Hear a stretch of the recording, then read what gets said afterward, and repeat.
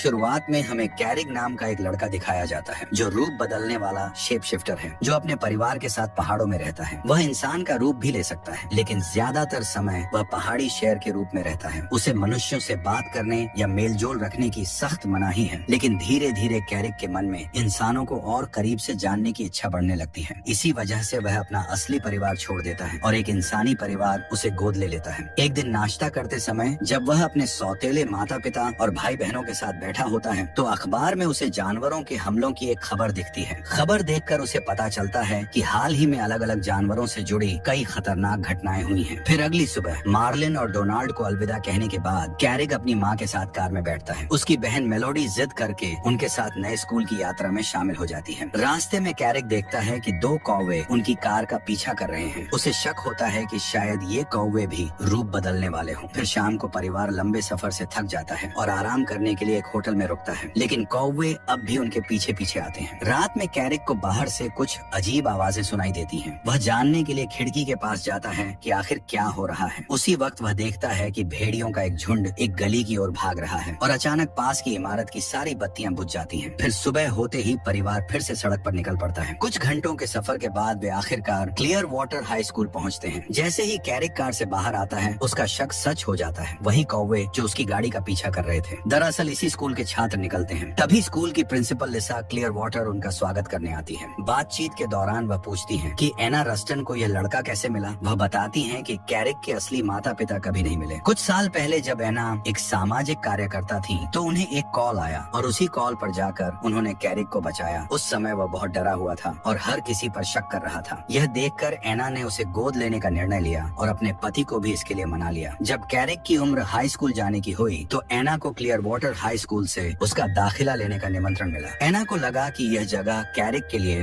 नए दोस्त बनाने का अच्छा मौका होगी, क्योंकि जिस शहर में वह अब तक रह रहा था वहाँ वह बहुत अकेला और अलग थलग महसूस करता था। सभी सवालों के जवाब देने के बाद लिसा कैरिक से अकेले में बात करने के लिए कहती है। तभी वह उसे एक बड़ा राज बताती है, वह राज जो कैरिक अब तक सबसे छिपाता आया था। लिसा बताती है कि इस स्कूल में सभी लोग रूप बदलने वाले शेप शिफ्टर हैं। अब कैरिक को अपने असली रूप को छिपाने की जरूरत नहीं है। तभी अचानक स्कूल का अलार्म बज उठता है और प्रिंसिपल ये देखने के लिए चली जाती हैं कि आखिर क्या हुआ है। तभी उन्हें पता चलता है कि एना और मेलोडी कैंपस में घूम रही हैं। चूंकि वह जगह प्रतिबंधित है, प्रिंसिपल अपनी असिस्टेंट से कहती हैं कि वह उन्हें वहां से बाहर ले जाए। कैरिक बहुत खुश हो जाता है क्योंकि उसने पहली बार अलग अलग प्रजातियों के इतने सारे शेप शिफ्टर एक साथ देखे थे। स्कूल के गलियारों में चलते हुए कैरिक की मुलाकात जेफरी और उसके दोस्तों से होती है। दोनों के बीच तुरंत झगड़े जैसा माहौल बन जाता है, लेकिन जेम्स समय पर पहुंचकर लड़ाई रोक देता है। पूरे स्कूल से परिचय होने के बाद एना अपने बेटे कैरिक को अलविदा कहती है। जब एना और मेलोडी वापस गाड़ी की ओर लौट रही होती हैं, तभी उसी समय स्कूल को फंड देने वाला करोड़पति एंड्रयू मिलिंग कैंपस में आता है। परिवार से विदा लेने के बाद कैरिक का परिचय एंड्रयू से कराया जाता है। वहाँ कैरिक बताता है कि उसने पहाड़ों में रहना छोड़कर इंसानों के साथ रहने का फैसला क्यों किया। उसे हमेशा लगता था कि अगर वह सिर्फ पहाड़ी शेर बनकर जिएगा तो उसकी जिंदगी अधूरी रह जाएगी। बाद में जब कैरिक अपने कमरे में पहुँचता है तो उसे स्कूल के नियम समझाए जाते हैं। जैसे ही प्रिंसिपल वहाँ से जाती है तभी खिड़की पर अचानक एक गिलहरी दिखाई देती है। उसी समय कैरिक खिड़की खोलता है और गिलहरी अंदर आकर अपना परिचय देती है। उसका नाम होली है और वह बताती है कि उसे कैरिक का मार्गदर्शक बनाया गया है। वह उसे उसकी पहली शेप शिफ्टिंग की कक्षा में ले जाती है। कक्षा में मिस्टर एलवुड सभी छात्रों को याद दिलाते हैं कि वे अपनी शक्तियों का इस्तेमाल केवल कक्षा के समय ही कर सकते हैं। साथ ही वे कहते हैं कि रूप बदलते समय उन्हें बहुत सावधानी बरतनी चाहिए ताकि कोई इंसान उन्हें देख न ले, क्योंकि कैरिक स्कूल में नया है। उसे अपनी शक्ति दिखाने के लिए चुना जाता है, लेकिन उससे पहले ब्रैंडन रूप बदल देता है। ब्रैंडन का असली रूप एक बाइसन है। उसे अपनी शक्तियों पर काबू पाना बहुत कठिन लगता है और वह ज्यादा देर तक इंसानी रूप में नहीं रह पाता। ये देखकर कि उसका साथी कितनी आसानी से रूप बदल लेता है, कैरिक असुरक्षित महसूस करने लगता है। उसे लगता है कि वह अपने असली रूप से बहुत दूर हो चुका है, इसलिए वह रूपांतरण करने से पीछे हट जाता है। लेकिन लिसा की मदद से कैरिक अपने पुराने जीवन को याद करने लगता है। जंगल में अपने असली परिवार के साथ बिताए हुए पल, यही यादें उसे हिम्मत देती हैं और वह अपना असली रूप धारण कर लेता है। इसके बाद प्रिंसिपल सबको आदेश देती है कि वे भी रूप बदलें। तभी कैरिक को पता चलता है कि वह भेड़ियों से भरे स्कूल में है। लिसा उसे समझाती है कि इस स्कूल में वह इंसानी और जानवर दोनों रूपों में जीना सीखेगा और दोनों दुनियाओं के बीच एक कनेक्शन बनेगा। फिर कुछ घंटों बाद जब वह अपने कमरे में आराम कर रहा होता है तभी ब्रैंडन उससे मिलने आता है और बताता है कि वही उसका नया रूममेट होगा। तभी अचानक होली भी आ जाती है और कहती है कि अब कैफेटेरिया जाने का समय हो गया है। फिर खाना लेने के बाद कैरिक की मुलाकात डोरियन से होती है। डोरियन वह लड़का है जो बिल्ली में बदल सकता है। स्कूल आने से पहले वह एक इंसानी परिवार का पालतू जानवर बनकर रह रहा था और एक बार सार्डिन का डिब्बा चुराते हुए पकड़ा भी गया था। जब कैरिक ने सबके सामने अपना असली रूप दिखाया तो कई सहपाठियों ने उसका सम्मान करना शुरू कर दिया, लेकिन कुछ कमजोर जानवर उससे डरने लगे और उसकी मौजूदगी को ही खतरा मानने लगे। इसी वजह से कुछ छात्र उसे दूर रहने लगे क्योंकि उसका जानवर रूप बहुत ताकतवर है। वो परेशानियों से बचने की कोशिश करता है, लेकिन आखिरकार जेफरी के साथ मुसीबत में फंस जाता है। बो को खतरे में देखकर कैरिक उसकी मदद करने के लिए आगे आता है और जेफरी से भिड़ जाता है। नतीजन वह खुद मुसीबत में फंस जाता है। जब भेड़िए नए छात्र को डराने की कोशिश करते हैं तभी जेम्स आ जाता है और एक बार फिर माहौल शांत कर देता है। उस रात जब कैरिक अपने परिवार के बारे में सपना देख रहा होता है तो अचानक ब्रैंडन उसे जगा देता है। दरअसल ब्रैंडन नींद में ही रूप बदल लेता है और गलती से अपना बिस्तर तोड़ देता है। उसके अनुसार यह आमतौर पर हफ्ते में 1-2 बार हो ही जाता है। ये सुनकर कैरिक समझ जाता है कि आने वाली रातें शायद उतनी शांत नहीं होंगी जितनी वह चाहता था। फिर अगले दिन लड़ाई की कक्षा में बर्दा और ब्रैंडन को आमने सामने लड़ने के लिए चुना जाता है, लेकिन लड़ाई शुरू होने से पहले ही ब्रैंडन भाग जाता है। वह एक ताकतवर बाइसन होने के बावजूद खुद को शांति प्रिय बताता है और लड़ाई नहीं करना चाहता, इसलिए उसकी जगह कैरिक को चुना जाता है। कैरिक अपनी क्षमताओं को लेकर थोड़ा अनिश्चित रहता है। तभी आंद्रे उसकी मदद करता है और उसे पहाड़ी की मिट्टी से भरे एक छोटे थैले की गंध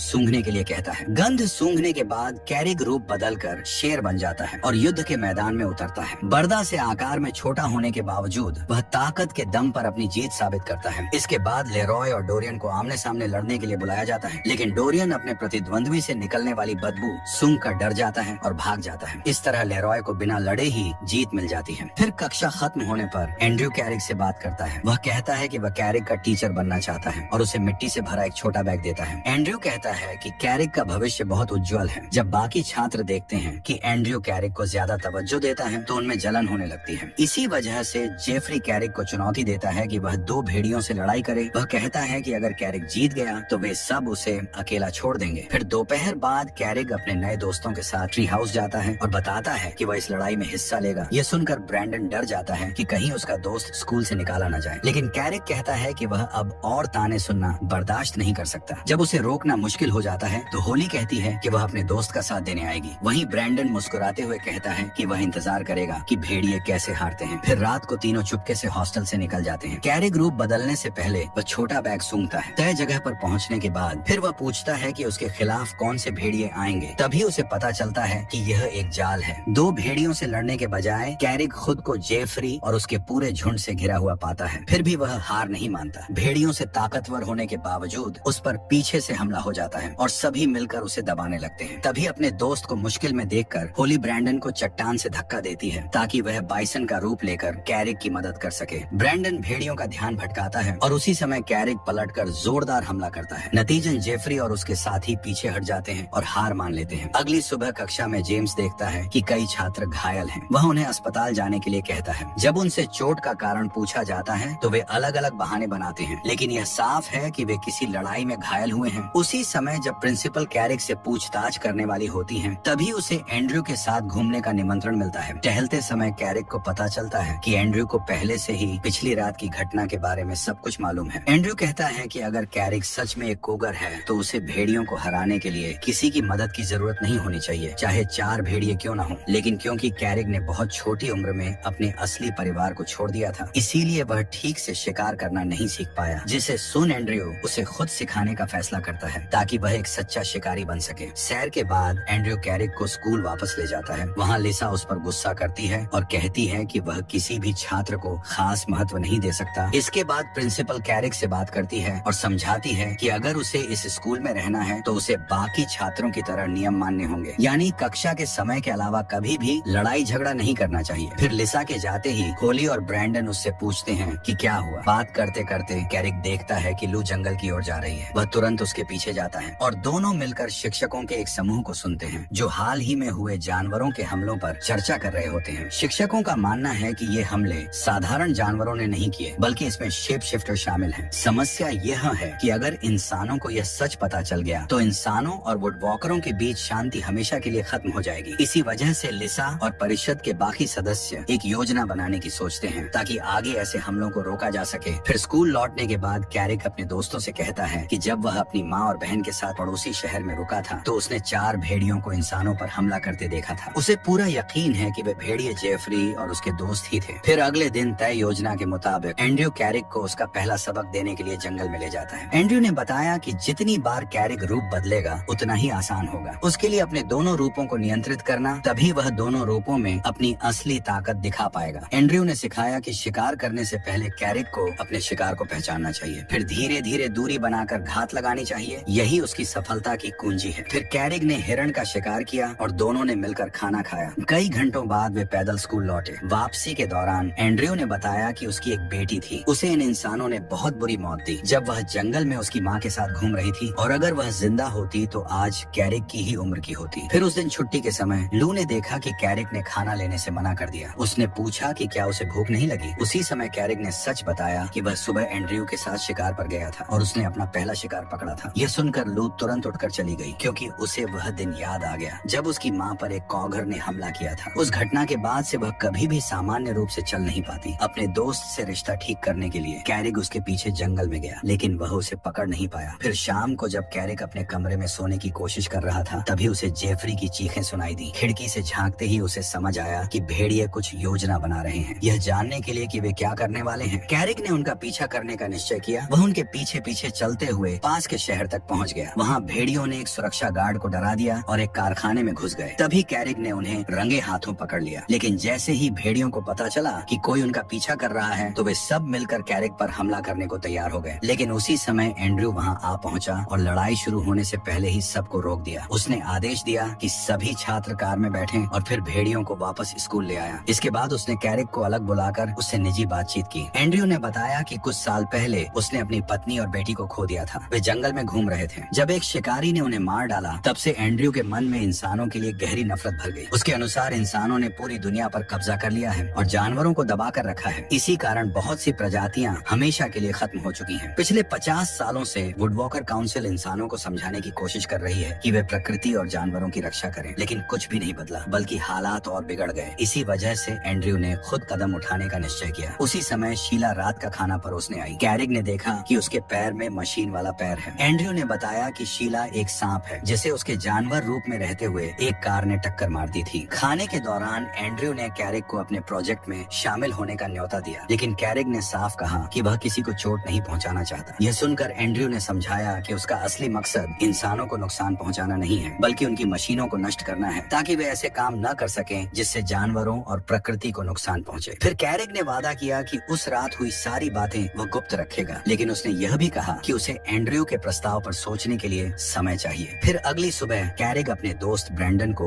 युद्ध का अभ्यास कराने में मदद करता है। ब्रैंडन जंगल में दौड़ते हुए और रास्ते की हर चीज तोड़ते हुए अचानक कैरिक के माता पिता से टकरा जाता है, जो कुछ दिनों के लिए क्लियर वाटर हाई स्कूल अपने बेटे से मिलने आए थे। ब्रैंडन जब माफी मांगने के लिए उनके पास जाता है, तो कैरिक तुरंत बात छुपाने की कोशिश करता है और अपने परिवार को अपना कमरा दिखाने के लिए ले जाता है। कमरे में पहुंचते ही एना एक गिलहरी को उसकी चीजों में टटोलते हुए देखती है। तभी प्रिंसिपल आकर गिलहरी को डांटती है और कैरिक से कहती है कि मिलने का समय तय होता है, हर वक्त नहीं। फिर जाने से पहले एना बताती है कि वह पूरा वीकेंड पास के शहर में रहने वाली है और अपने बेटे को भी साथ चलने का निमंत्रण देती है, जिसे सुन कैरिक तुरंत राजी हो जाता है और अपने परिवार को अलविदा कहता है, क्योंकि उन्हें कार की मरम्मत करवानी थी। परिवार के जाते ही कैरिक को एंड्रयू का फोन आता है। एंड्रयू उसे उस वीकेंड होने वाले एक खास कार्यक्रम में बुलाता है, लेकिन कैरिक साफ कह देता है कि वह वीकेंड अपने माता पिता के साथ बिताना चाहता है और इंसानों को नुकसान पहुंचाने का विचार उसे पसंद नहीं है। यह सुनकर एंड्रयू गुस्से में फोन काट देता है। इसके बाद कैरिक अपना मन भटकाने के लिए जंगल में चला जाता है और अपने रूप बदलने का अभ्यास करता है। कई घंटों तक चलते रहने के बाद उसकी मुलाकात विंग से होती है। वहीं उसे पता चलता है कि लोग उसके गायब होने से परेशान थे और उसे ढूंढ रहे थे। जब दोनों बातें कर रहे होते हैं, तभी अचानक एक ड्रोन वहां आ जाता है। विंग तुरंत कैरिक को भागने का आदेश देता है, क्योंकि एक शिकारी ने उसे ढूंढने के लिए कुत्ते भेज दिए थे। कुछ मिनट तक दौड़ने के बाद कैरिक एक पेड़ की ऊंची शाखाओं में छिप जाता है, लेकिन ड्रोन उसका पीछा करता रहता है। अपने दोस्त की मदद करने के लिए विंग उस मशीन को तोड़ देता है और कैरिक फिर से भाग निकलता है। फिर कुछ देर बाद जब कैरिक थक कर रुकता है, तो शैडो उसे कुछ कपड़े देता है ताकि वह वापस इंसान का रूप ले सके। फिर जागने पर कैरिक अपने गुरु को जंगल में हुई घटना के बारे में बताता है और सोचने लगता है कि शायद उसके असली माता पिता के साथ भी वही हुआ होगा जो एंड्रयू की पत्नी और बेटी के साथ हुआ था। यह सोचकर कैरिक के अंदर गुस्सा भर जाता है और वह फैसला करता है कि अब वह एंड्रयू के प्रोजेक्ट का साथ देगा और इंसानों के खिलाफ उसकी मदद करेगा। अपने पहले मिशन पर जाने से पहले उसे पता चलता है कि एंड्रयू ने कुछ शेप शिफ्टर्स को